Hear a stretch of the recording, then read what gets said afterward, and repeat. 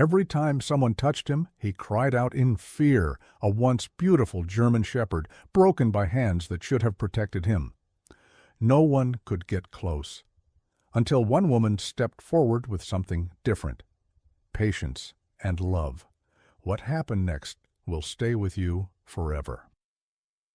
The shelter was quiet that morning. A rare stillness hung in the air, interrupted only by the sound of distant barks and the occasional clang of a metal gate.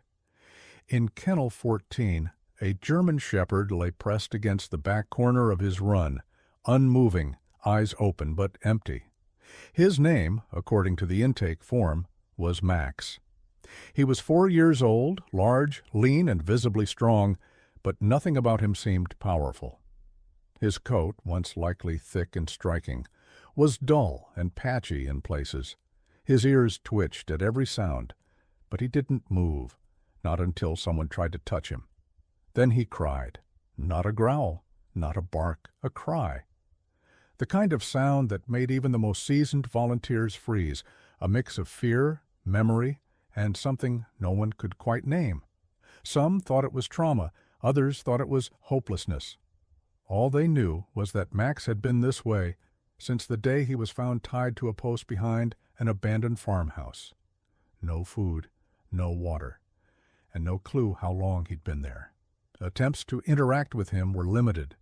Anyone who approached with a hand out, no matter how slowly, was met with trembling, low whining, and finally, when contact was made, a high-pitched yelp, like he expected to be hit. Some stopped trying, until Claire arrived. Claire Owens was 36, a veterinary nurse who volunteered at the shelter twice a week. She wasn't loud. She wasn't forceful. She didn't come with an agenda or a savior complex. She just listened, watched, waited.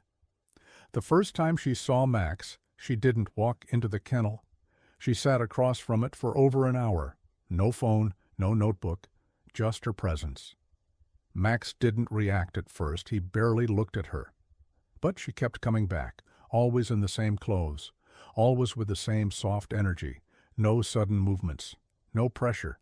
On the fourth visit, she noticed a shift. Max didn't tremble when she arrived. He didn't move toward her, but he didn't flinch either. Claire took it as permission. She began sitting closer to the kennel gate. Sometimes she'd hum softly, nothing melodic, just low, calming tones. She brought chicken, not tossed into the pen, but placed gently on the ground just outside the bars. Max didn't eat while she was there, but the food disappeared when she left. On her sixth visit, she opened the kennel door, very slowly. Max remained still, his body tense. She didn't walk inside. She knelt just past the threshold and waited. 5 minutes, 10, 20. The shelter around her moved on. Other dogs barked. People came and went. She stayed. Finally, Max shifted, just slightly. His eyes flicked toward her. Then his nose twitched. He took a single step forward. It wasn't much, but for a dog who cried at every touch, it was everything. Claire smiled and whispered, "Good boy." That was all. That night, the shelter manager reviewed the logs and saw Claire's entry. Max stepped forward today. No crying, no panic. First time he moved toward a human. It was progress. But no one could have predicted what would happen next.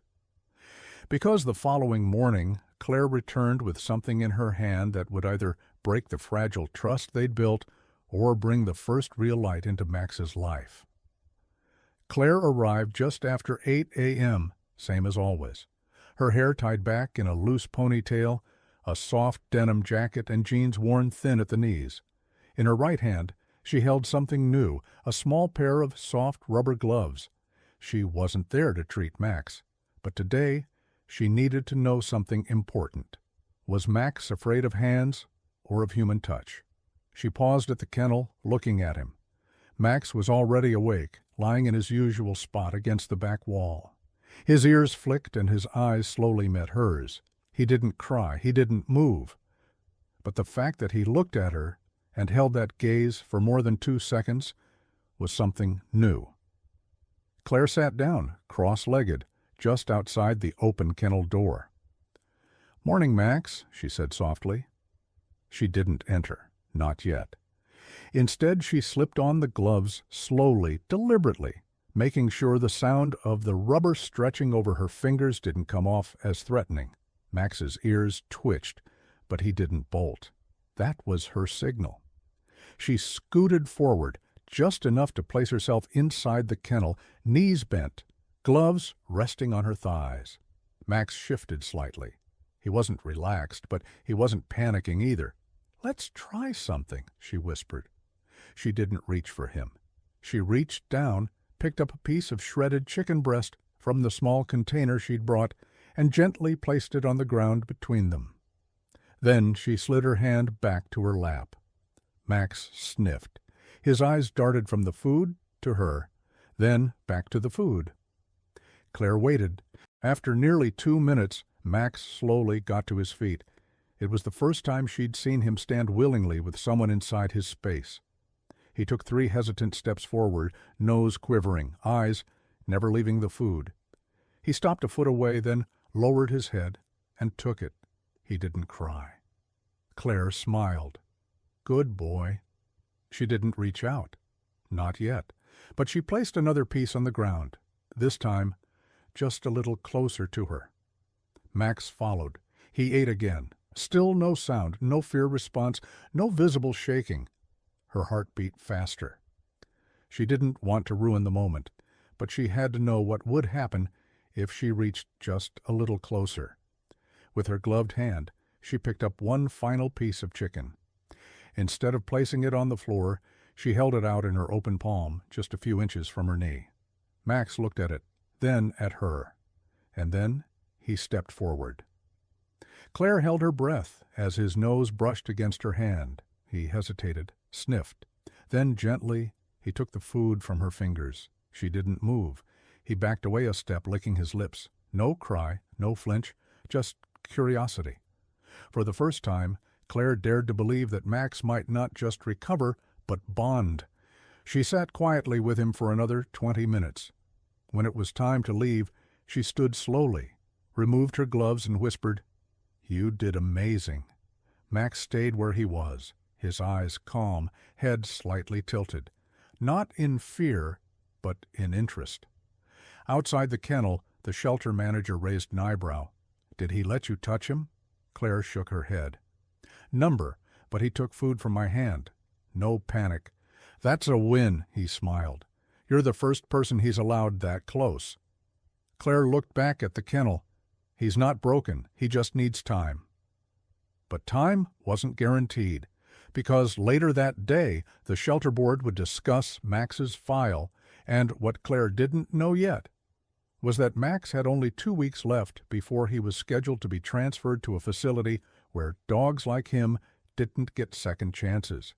Max greeted her the same way he had the day before, cautious, curious, but calm. She knelt at the kennel door, held out her hand, and for the first time ever, Max leaned in and rested his head gently against her fingers. Her breath caught in her throat. "You're trusting me now, huh?" she whispered. He blinked slowly. She stayed for over an hour, speaking softly, letting him touch her hand, even brushing his shoulder gently with the back of her glove. Max didn't flinch. He didn't pull away. His body still tensed at times, but he stayed. It was more than progress. It was connection.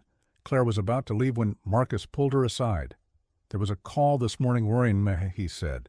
"A man claimed to be Max's previous owner." Claire's stomach dropped. What did he say? Said Max went missing, gave vague details, sounded off. Claire clenched her jaw. "Did you tell him anything?" But if he shows up legally, he might have a case. Max was found without ID or a chip. If he pushes it, we could be forced to release him." Claire looked toward Max's kennel. He was watching her, ears perked, tail low but not tucked. "He can't go back to whoever did that to him," she said. "You've seen how he reacts to people. He wasn't just abandoned, he was hurt." Marcus nodded. "I agree, but we'll need proof." Claire thought for a moment. "Let me file the foster paperwork today."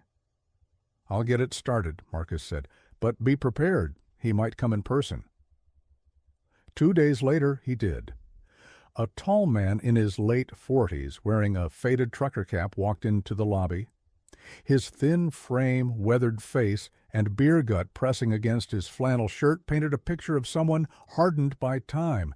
His boots left dust on the tile floor. He didn't look at the dogs. He didn't ask for help. He went straight to the front desk. "I'm here for Max." Claire wasn't working that day, but Marcus was. He stepped forward. "Sir, can I ask what your relationship to Max is?" "He was mine. Got out a few months back. Saw online you got a shepherd that looks like him. Same age, same markings." "Do you have proof of ownership?" The man scoffed. "Don't need papers to know my own dog." Marcus's voice stayed steady. "We'll need documentation, vet records, photos, anything." The man's face darkened. "Y'all acting like I abused him or something. We're just protecting the animal." The man stared at Marcus for a long time, then muttered, "I'll be back." That night, Claire got the call. "He'll return," Marcus warned. "I've started the paperwork for emergency foster placement, but we're in a race now." Claire's heart pounded. How many days until Max is transferred? 4. She knew what she had to do. She wasn't going to wait. The next morning, just after sunrise, Claire arrived at the shelter. The air was still cool from the night before. She carried 2 things, a bag of Max's favorite shredded chicken and a plan. She was done waiting. The paperwork for temporary foster placement had been submitted. Marcus was doing what he could behind the scenes, but Claire knew time was running out. The man who claimed to be Max's former owner might return any day now, and if he brought the right documents or a lawyer, Max could be lost forever. She wouldn't let that happen. Today she'd do something bold, something risky, but something Max needed. She entered the kennel slowly. Max looked up from his blanket, alert but not panicked. His ears twitched, tail resting low, not tucked, not rigid. The posture of a dog learning to trust. "Hey, buddy," Claire whispered. "You ready to try something new?" In her hand, she held a soft rope leash, not like the nylon shelter ones he'd seen before, stiff and cold. This one was warm, worn in, and had her scent on it. She had kept it in her jacket pocket for days, letting it absorb her presence. She knelt beside him and laid the leash gently on the floor. Max sniffed it, then looked at her. "Good boy," she said. "Just a short walk, no loud sounds, no rush."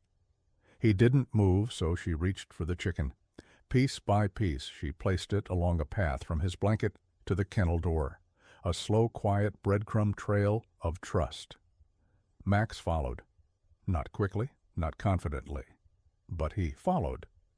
At the door she paused and slipped the loop of the leash over his head, not pulling it tight, just resting it there. He froze. Claire didn't move. She simply waited. After a long moment, Max exhaled a soft, quiet sigh and took another step forward. And with that, he crossed the threshold. For the first time since his rescue, Max left the kennel. The hallway was silent. Marcus had cleared the path for them. No barking dogs, no strangers. Just Max, Claire, and the sound of soft paws on tile. She led him outside into the small grassy courtyard behind the shelter. Max stopped. His eyes widened. Sunlight, air, space.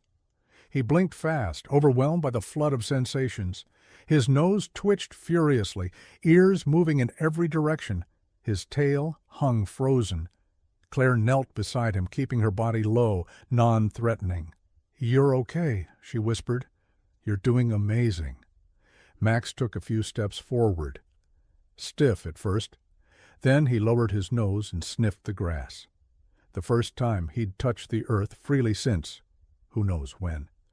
Then something unexpected happened. Max sat. Not in fear, but in rest. His body relaxed slightly, his jaw unclenched, his eyes softened. And then Claire reached out and placed her hand gently on his back. This time, he didn't flinch. He leaned into it. She felt the weight of him pressing slightly against her palm, the warmth, the trust. And suddenly, she was crying. Not loud, not dramatic, just quiet tears sliding down her cheeks as she whispered, "You're free now. You're safe. I promise." They stayed in the yard for nearly an hour. Max even lay down in the grass, his head resting beside her knee. She knew the fight wasn't over. The man could return. The board could still deny her. But this moment, this quiet hour under the sky, was real. And no one could take it from them.